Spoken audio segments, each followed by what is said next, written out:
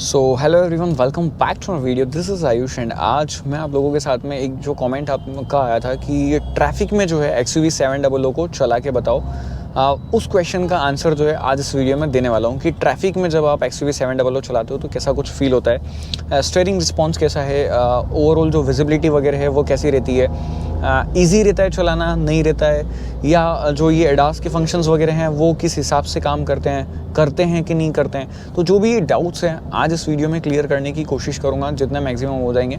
अगर और भी इस वीडियो को देखने के बाद में कुछ डाउट्स रह जाए नीचे कमेंट्स करना, नेक्स्ट वीडियो आएगी उसमें कोशिश करेंगे कि और सारे डाउट्स जो हैं वो इस कार से रिलेटेड आप लोगों के सॉल्व किए जाए। तो चलिए स्टार्ट करते हैं। सबसे पहले व्यूइंग एंगल की ही बात करते हैं। तो हैज़ एन सच मुझे कोई ऐसी चीज़ जिसके अंदर नहीं लगी कि जो प्रॉब्लम क्रिएट कर रही हो। लाइक फ्रंट जो व्यू है वो काफ़ी बढ़िया है स्क्रीन से, ये जो विंड स्क्रीन है ORVM से भी परफेक्टली व्यू मिल जाता है, कहीं दिक्कत परेशानी जो है वो नहीं आती है। अगर फिर भी कभी ऐसा लगता है आप बहुत ज़्यादा बम्पर टू बम्पर वाले ट्रैफिक में चले जाते हैं जहाँ पर आपको मूव जो करने में इशू आ रही है, या आगे पीछे करना है या साइड में करना है, और आपका इतना ज़्यादा कमांड नहीं है कार पे, फर्स्ट टाइम आपने कार परचेस करी, आपके पास में यहाँ पर एक फ़ीचर है 360 इनेबल कर सकते हो आप। इवन दो 60-70 की स्पीड तक भी मैं अगर चल रहा हूँ तो ये बंद नहीं हो रहा है। ये चीज़ इसकी बहुत अच्छी है।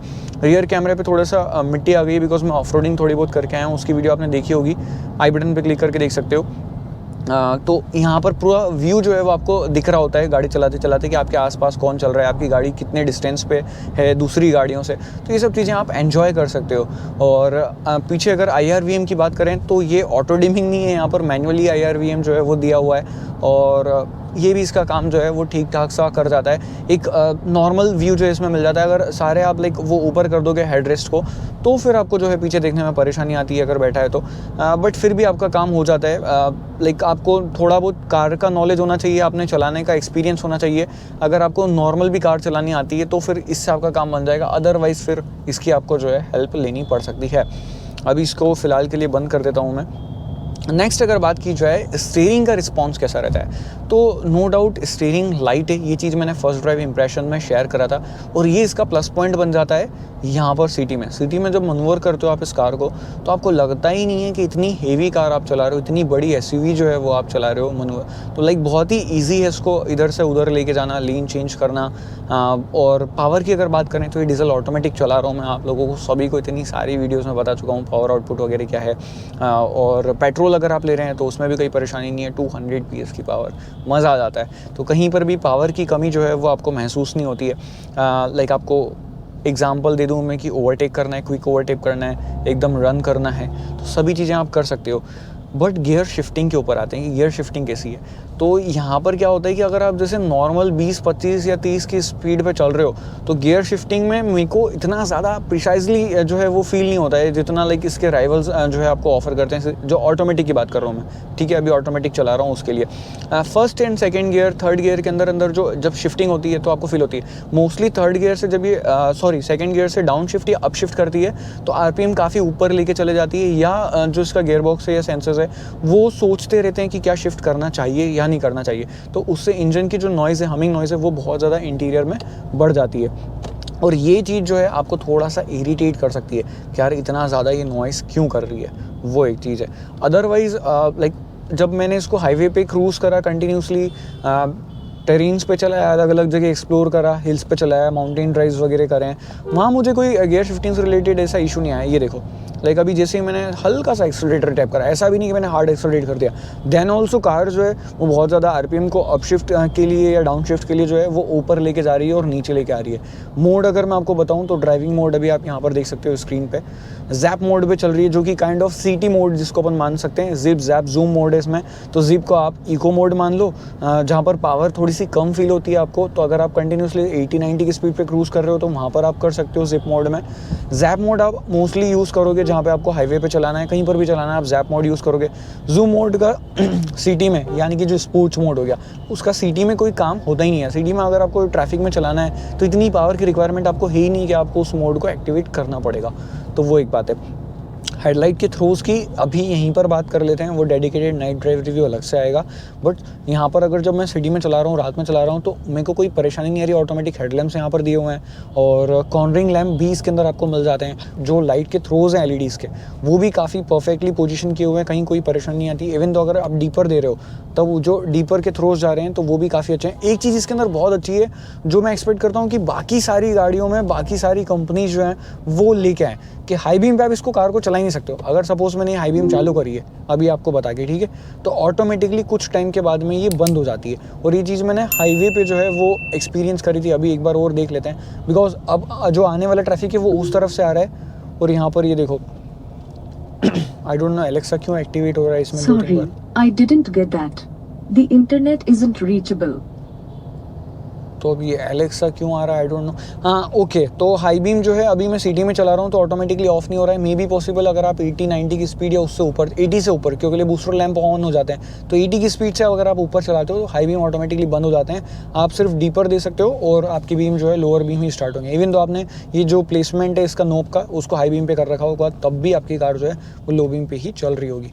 सिटी में ये चीज़ जो है वो काम कर रही है, यानी कि अगर आप स्लो चल रहे हो, मे बी पॉसिबल कभी आप ऐसी कंडीशन में जहाँ पे आपको हाई बीम की रिक्वायरमेंट है, तो ये चीज़ 80 के नीचे जो है वो काम कर रहा है। तो चलो आपके साथ साथ में मुझे भी ये चीज़ एक नई पता चल गई, एक्सपीरियंस हो गई है। दूसरा, अगर इसके इंस्ट्रूमेंट क्लस्टर या लेआउट की बात करूँ या फिजिकल बटन वगैरह की यहाँ पर बात करूँ, सभी चीज़ें प्रॉपर तरीके से विजिबल हैं, सभी जगह प्लेसमेंट जो है उनके सही तरीके से किए गए हैं। तो अगर आप ज़्यादा बम्पर टू बम्पर ट्रैफिक में चला रहे हो जहाँ पे आपका अटेंशन मोस्टली रोड पे होना चाहिए और यहाँ पर नहीं होना चाहिए, तब भी इजीली आप इस कार को एक्सेस कर सकते हो।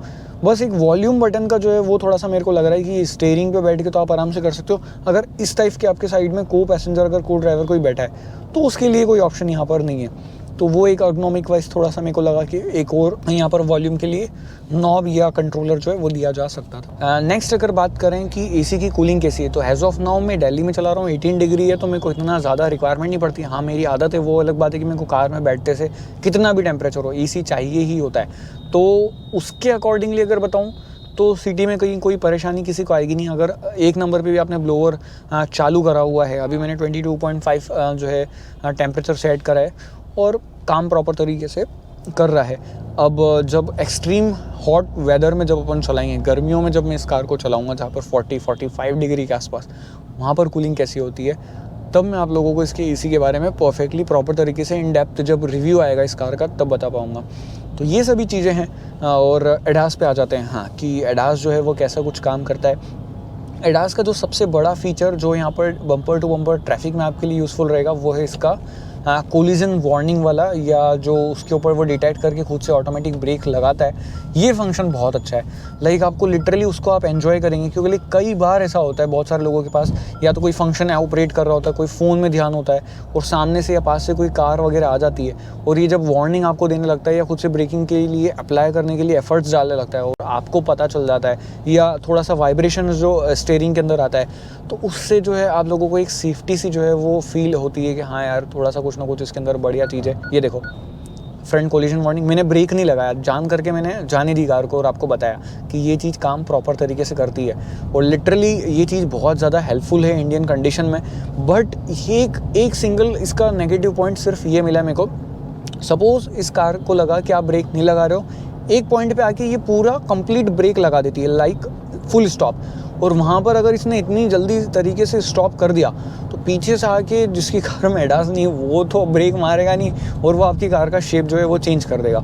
तो ऐसा होगा नहीं, बट 0.1% इंडिया में आपको भी पता है यार, आप लोग अगर कार चला रहे हो या बाइक चला रहे हो तो कि किस टाइप की सिचुएशंस आती हैं, उस सिचुएशन में ये प्रॉब्लम आ सकती है। एज ऑफ नाउ अभी तक आए नहीं है, टचवुड में भी यही प्रे करूँगा कि कभी आए नहीं, बट आ सकती है। तो बस ये एक बात है, दैट्स ऑल।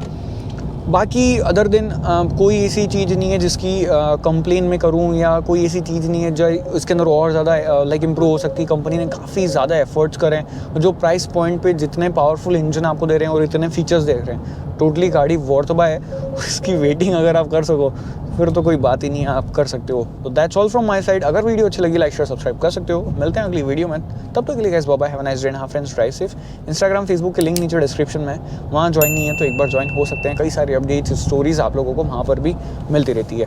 और अभी ये देखो मेरे को स्टीयरिंग भी नहीं संभालना पड़ रहा है, खुद से कार जो है वो मैनेज कर रही है। बट वाइट लाइन खत्म हो गई है, तो मैनेजमेंट मेरे हाथ में आ गया।